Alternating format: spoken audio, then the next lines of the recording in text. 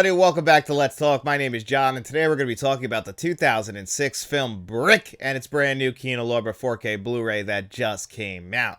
And guys, before we get into that 4K Blu-ray review, I always like to give a quick film review, so today is no different. If you want to know nothing about the movie Brick, please skip ahead to that 4K Blu-ray review right now. So Brick originally debuted at the Sundance Film Festival in January of 2005, but it didn't hit theaters until April of 2006.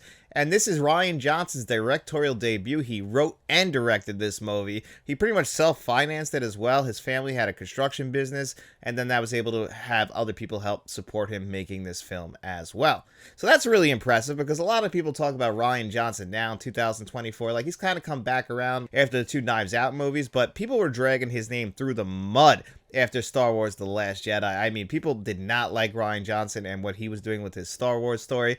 I always argued I'm not the biggest fan of the film The Last Jedi. You know, some of that stuff that they chose to do with some of the characters and, you know, Mark Hamill's character of Luke Skywalker, I didn't necessarily agree with, but it's still an incredibly made movie. It's very entertaining and it's a good watch. It's just not one of the best Star Wars movies ever made. And then, of course, because people hated that movie so much, we ended up with The Rise of Skywalker, which is an absolutely atrocious Star Wars movie.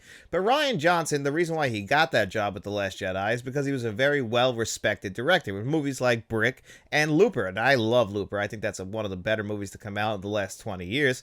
And he teamed up with Joseph Gordon-Levitt in Looper. But the first time they ever teamed up was with Brick in 2005. And it's pretty cool that he actually was able to nail down Joseph Gordon-Levitt because Joseph Gordon-Levitt had been acting for a pretty damn long time up to this point. He was a child actor and he's still acting to this very day. I've said it here before, I'm not the biggest fan of Joseph Gordon-Levitt, but this is definitely his best performance. And what is this movie about?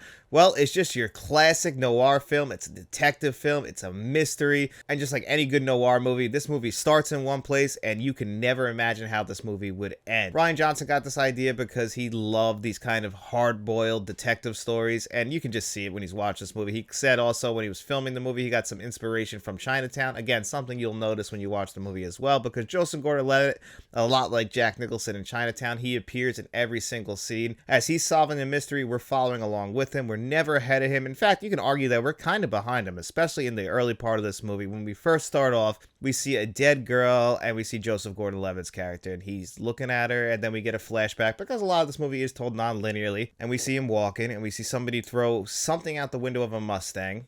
A beautiful looking Mustang, by the way, pointing to a payphone because this is one of the last days of the payphone, the dying days of the payphone. Plays a big part in this movie. Payphones played a big part in a lot of noir stories in the past. He goes to the payphone and it's a call from his ex-girlfriend, Emily. And she's basically panicking, you know, asking him for help, and he doesn't know what to do. And then we flash back forward and we see that that's the girl who's died, is his girlfriend, his ex-girlfriend, who he still really cares about and still really loves. So this is really hard for him. And Joseph Gordon-Levitt, again, does a fantastic job portraying all these emotions. And the thing that's really unique about this story is that it's a noir story told in a high school setting, and yet all the characters are still those archetypes that you know from classic noir stories. Like Joseph Gordon-Levitt's character, he's 100% a detective. Like, we're not really following along with the real detectives are doing to solve this missing girl or this murder. No, we're following along with Joseph Gordon-Levitt solving this crime. And all the players in this movie also go to high school with him as well. Like the drug kingpin, that guy goes to high school too. His right-hand man goes to high school.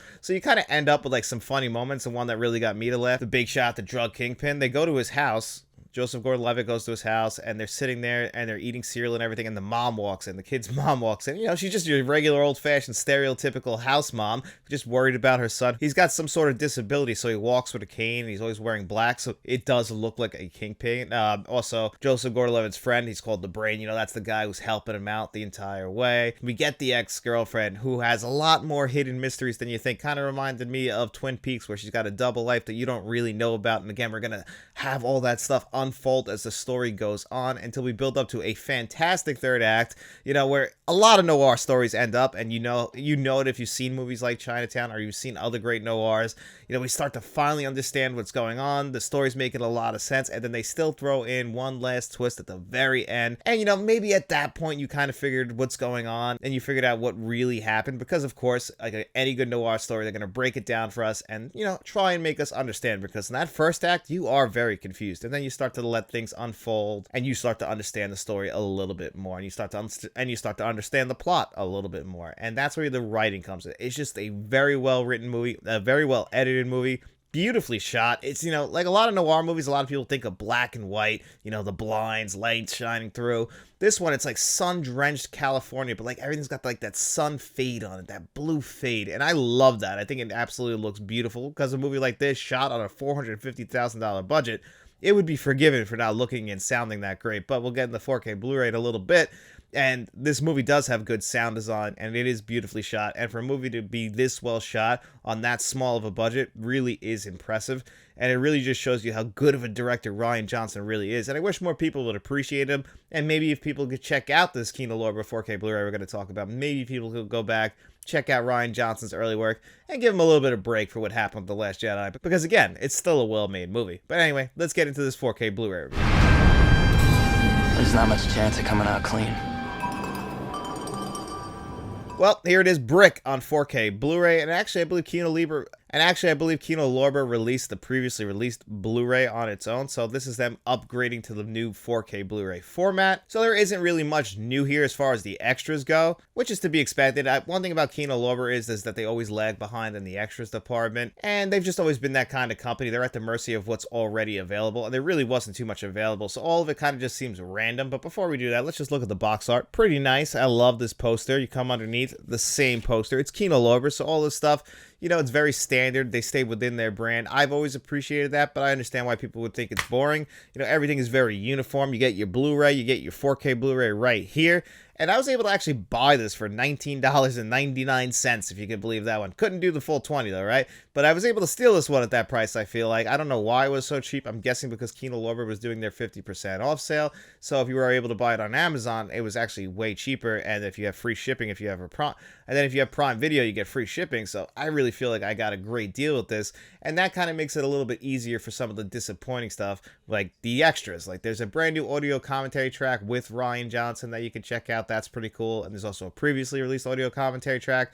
You get all the deleted scenes and Rian Johnson introducing those deleted scenes and why they were cut. That's pretty interesting as well. But again, I'm not a huge deleted scenes guy.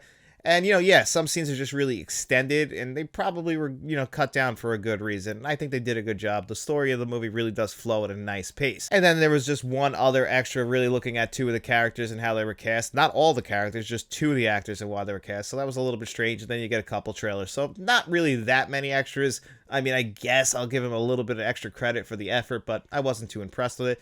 Now, the audio, it's a DTS HD Master Audio 5.1, and there's also a 2.0 on here. Those are your only two options. You get some subtitle options. Now, the audio, the 5.1, it's not a new audio track, but it damn sure is impressive. One of the better DTS HD Master Audios I've heard in some time. And I've heard some good ones this year, but this is very well mixed. The score to this movie, it's very well done. It really helps to set the mood, the atmosphere, the tone of this movie. And they actually move it around the room very, very well, making good use of the channels. That's the same thing with the sound design overall. You'll hear like a car drive by, and they do a good job with like tires in the distance. Just very good sound design, especially for a movie that's actually, it's not that old, but it's still almost 20 years old. So it's very impressive. And again, the very small budget, they did a good job with this audio mix. I'm not too sure when it was done. I know it's previously released, but still very impressive when it comes to the audio. Now, those visuals, you do get HDR10 and Dolby Vision. It's not the world's biggest upgrade from the Blu-ray to the 4K Blu-ray. I'm not going to lie to you guys. And I think a lot of that has to do with the fact it's shot on 35mm film on a very small budget, but they do a very good job of cleaning it up because they do want to still keep that faded look of the movie, that faded blue look, like that sunburnt blue of California. And I think they did a really good job with maintaining that look, and you kind of just brighten it up. And you just make the colors look a little bit fuller, but still maintain the look of the movie. I think it's a good upgrade. It's not the greatest upgrade in visuals that I've ever seen, but I was still impressed with them. If you compare the Dolby Vision and the HDR, they are very comparable. Not too much of a difference. Some people might be a little bit upset that it's not the biggest jump in the world from Blu-ray to 4K. And again, like most of the stuff that's on here has already been previously released. Now, for me, who hasn't owned this physically and hasn't seen this movie in years, I couldn't wait to check it out, and I'm pretty happy with my purchase. And again, I got it at a really cheap price, and if you can get this for $20, it's definitely in the sweet spot. It's kind of hard to justify buying it at full price just because, again, like a lot of Kino Lorber stuff, you know, you don't get that prime packaging, and maybe you don't really get the greatest of extras. But if you're a fan of this movie Brick, I can highly recommend it at that $20 mark. But if you get it for like 25 bucks, it's not that big of a deal either, because it is definitely a really good film, and it's definitely worth your time, at least to check out the movie. So even if you don't check out this 4K Blu-ray, I just want you to check out the movie Brick, because I think you'll really enjoy it, and I think you'll appreciate Rian Johnson a little bit more. So what score would I give the Brick 4K Blu-ray on a score of 1 to 10? I would give the Brick 4K, I'm going to give it a 7.5 out of 10. Still pretty good, but nothing that's going to blow your socks off. And anyway, guys, it's also Tuesday, and that means it's time for our digital code giveaway. So I'm going to kick it over to my future self right now. That is correct. It's Tuesday, and that means it's time for our digital code giveaway. In every single video that we do on Friday, I ask you guys 2 digital code giveaway questions. All you got to do is answer one of those questions, and as long as you did that, you came back to this video right here. I put your name on a magic wheel. I spun that wheel 2 times. The 2 names it lands on, they have their choice, the digital codes that you've seen on your screen before you today. So without further ado, let's see who our 2 lucky winners are.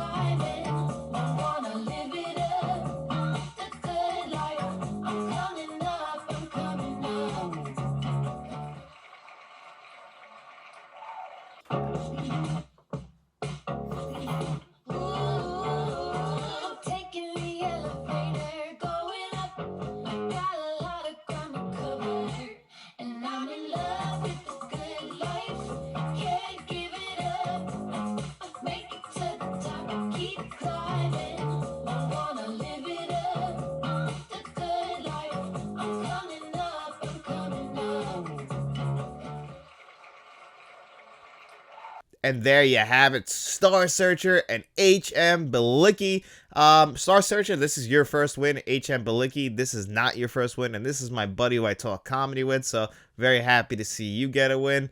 And, you know, everybody else who didn't win this week, don't you guys worry about it. We do this every single week. But if you did win, make sure you reach out to me in my email address, letstalkentmt@gmail.com. Or you can always reach out to me at Facebook, Instagram, the artist formerly known as Twitter, and just let me know which of those digital codes you want. And as long as the other winner didn't get it, that digital code is all yours. And just remember, guys, make sure you come back to this Friday's video so we can do this all over again. And if you guys don't mind, if you enjoyed this video, please make sure you guys like it, subscribe to the channel, share this video if you could. And while you guys are down there, we also have channel memberships. So if you want to become a friend of the channel or a producer for the channel like John Doe Juggalo and Jason Martin, or you could also become a channel director like Frank from Frank's Media and Reviews and Mr. Smelly Potato. But if you got no money to throw away, guys, don't worry about it at all. We just hope you enjoyed the video. And if you did, get out in those streets, tell your friends about us, and then we'll be seeing you around.